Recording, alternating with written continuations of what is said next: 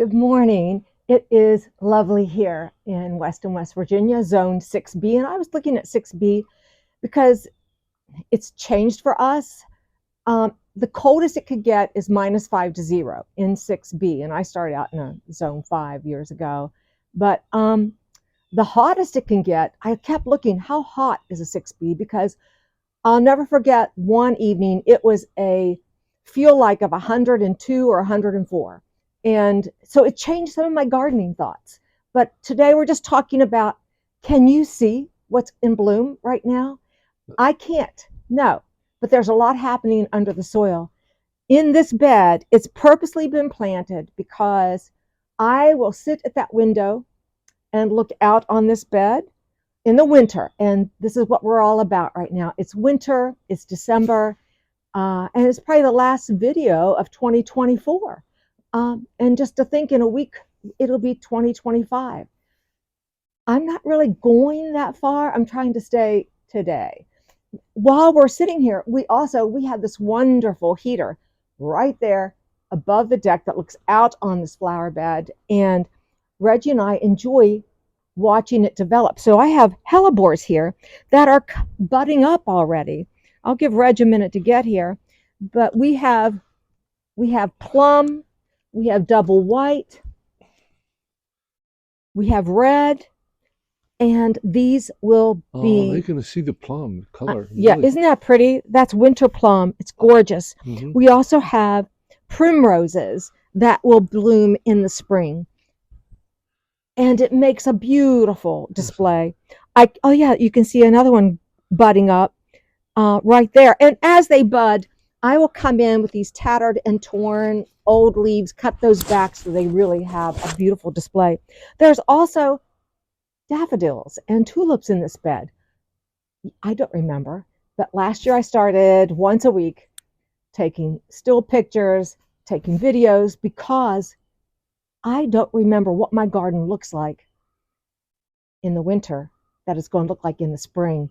And it's so nice to have those pictures, because then you can think, wow, it really looked nice. Because I forget how it looks, because you're always working in it.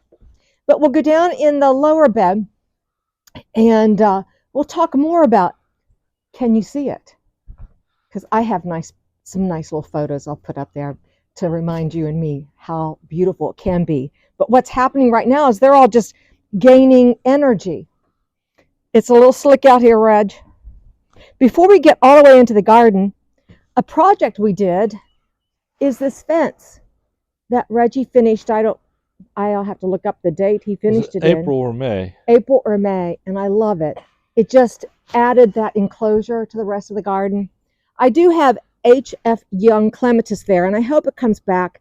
I mentioned so many times, it took me a while to realize I needed to water everything. It got so hot this summer, but we're getting the rain that we need. I mean, we're supposed to get maybe an inch of rain within the next couple days, and that's a positive. We've been getting rain every week. So we'll come on down here. Anyhow, you get down here, and you can see some of the ground covers that are glorious in spring. Under the Japanese maple, you have the pachysandra that will have a pretty little yellow bud, but it stays evergreen all season. Along the edges of I'll have a beautiful blue flower, but the best thing I did was add these colorful leafed heuchera. It's given so much life to this corner by the arborvitae here that I'm just so glad I keep adding those all the time to the garden. It's an easy plant to grow. It stays colorful in the winter, and it doesn't really die back. There's there's full sun, part sun, shade. This is the creeping phlox that will be gorgeous early spring. The lamb's ear will perk up. So the ground covers will be just bright and cheery when we come to that time of year when we're needing some color. If you turn around in the island bed this year, because of the heat, things bloomed early, and I ended up with a very sad looking border here that's when I decided, let's take things out. Let's make it more of a shrub border. In the center is my dappled willow, and these arbs are the bowling ball, Mr. Bowling Mr. Ball. Bowling Ball Mr. arbs, Mr. Bowling Ball. And I'll be interested to see what seedlings come up in this bed from the plants that were there. I can see a larkspur there. But it has really, I enjoyed this because, again, from my view, this is what you see. And so you always have some color, texture. It gives some interest this time of year, particularly with the sedum heads. I like those. They're still holding up real well. We have had a couple snows and it looks nice. So that was a project done late summer. And I'm so glad we got it done and it's raining, because even though they've been planted probably, I think it was August, if we weren't getting rain, you'd have to be watering these plants, which I would do because like I said, I killed a few things this year not watering. This perennial bed, it can be so alive, but I forget how it looks, come June, July. I just know there's a lot. It looks rather empty right it's now. rather empty, and I think we all look out on our gardens when things are dormant, and it's hard to imagine the color that comes out of these plants. I know that I hope to see a cloud of little forget-me-nots. I transplanted forget-me-nots all through this border. I'm hoping they will just form this lovely soft border around all the other plants that are coming up, the primrose, etc. I will always put a morning glory on my pergola there because it just softens the edges. And I remember, I can remember starting those little seedlings. The other thing I love in this bed, that when I'm remembering my garden, is I love the early eruption of the plants, how the green is so prominent and beautiful, and everything looks very healthy and alive, and it doesn't show any kind of weariness. It's full of energy like we gardeners are.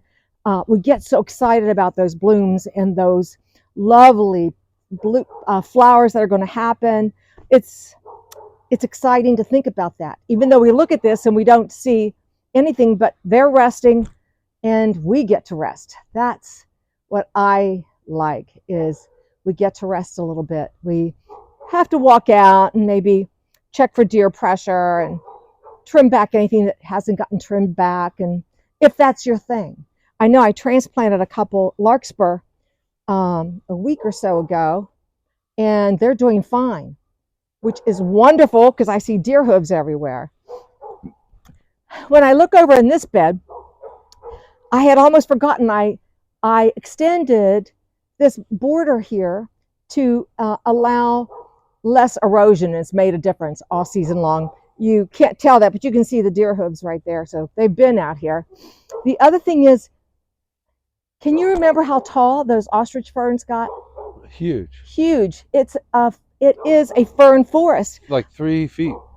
You would walk through here and they would stand this tall.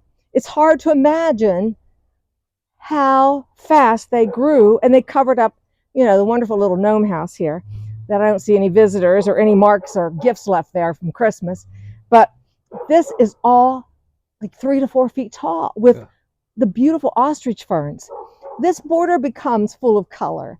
And if it wasn't for going back to looking at the weekly videos and the pictures, I wouldn't remember how fast things change. Number one, how quickly they bloom from one week to the next. So I forget who I was watching. They said do it, but one of the gardeners that I watched, that's what they suggested, and I've done it, and I'll always do it because it's so helpful to remember when they bloomed, when they didn't, what was the temperature. I do keep a journal about the temperatures and what's going on, but I tell you, this has such texture and color that it just looks brown right now.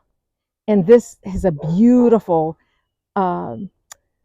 shade garden with hostas and Solomon seal with those little baby white little bell-shaped flowers. And there's daffodils in here. Astilbe.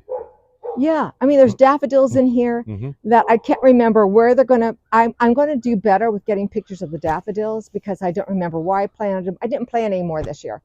I'm just going to see what I have and see if it's necessary. that it's, you know, the roses were gorgeous. We did have the situation, and some of the fun things that happened, I'm just thinking about this as we're going past the deck, is I had that cute couple come down here and have some engagement pictures taken.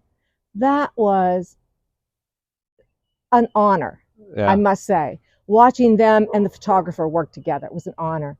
And then we did have the, you know, I guess it's kind of like a review of 2024. You had your art show. Well, you had your garden show. Yeah.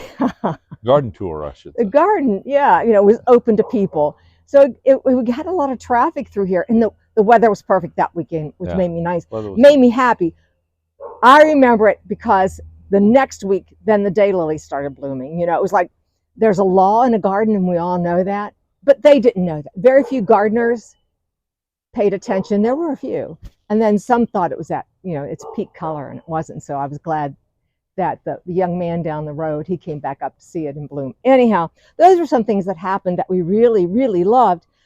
One of the things that happened is we started noticing the juniper leaning towards the compost pile. Well, and that's there not were normal. There were trees there. Yeah, there were trees here. I had 2 junipers, and I never thought I would outlive a tree. Well, they were probably 30 years old. Yeah, and their lifespan was 20, 25, something like that, Yeah. maybe 30. And I outlived my tree. And when they were cutting them back, they found a disease in the one tree that was laying back. And then the inside of the other was not attractive, and we just decided to take them out. The good news is we got one of the stumps out, and we have one more to do, which was fun. You know, got to get the tools out. I have no idea. You're probably thinking, what are you going to do with this space? I have no idea. I want to just let it happen. You know, I think I don't want to be planning everything. I just want it to come to me as I, you know, just, I don't know. I want it to come. I don't want to be thinking about it because I can overthink things. I can go down the rabbit hole. I can plan too much. So we need to just settle back. But what I am going to do, because here it is, the end of December, come January, I've got seeds to plant, and I'll be doing that. But I want to show you something about these seeds. And this is just a little off topic, but some seeds are huge. Some seeds are small. Now, you got some seeds from somebody. From Crane, yeah. If you haven't watched Crane's Gardens, Crane, he sent me his Sweet William and his ruffled columbine. And look at this, look at the size of this seed. This is the columbine, which we all probably, if we have any, let me see if I can tap. Oh, there we go. Look how tiny this seed is. And I have columbine in my garden that have been started from like taking seeds like this. Those plants they can live forever. They keep reseeding. I'm always impressed with my seeds. I'm gonna put those right there so I don't lose them. The side of that seed, but then I'm gonna try my hand at loofah. Look at the size of this seed. No, say what this is The again. loofah, like a loofah sponge. Yeah. It's actually Like a loofah gourd, yeah. So I'm going to try my hand at growing some loofah gourds. My friends are teasing me. Everybody's going to get a little loofah sponge for Christmas next year. You just never know if it grows. But can you imagine the energy in these seeds, you know, that can stay? Well, I think you can visualize it by looking at the size of that seed and say there's probably a lot of stored energy. There is. The other, can you imagine the columbine? And yet, all kinds of stored energy in there. All kinds of stored energy in there. Yeah. And think about what's under our earth right now.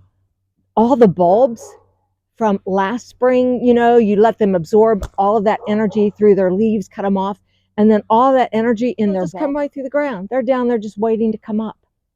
And they'll be there forever. It's amazing to me. It's just worth thinking about. How, you know, who are we? Plants are just the best things out there. So I do have some things I'll be planting. My geraniums, I want to get them started, and something to do early in January so they'll be ready to put into outside pots. But anyhow, that's the December walk and my thoughts on what is going on under the ground, since there's not much happening above ground. So I wish you guys a happy new year in 2025. We'll see you then. And thanks for watching. I appreciate it. We'll see you the next time. Bye, guys.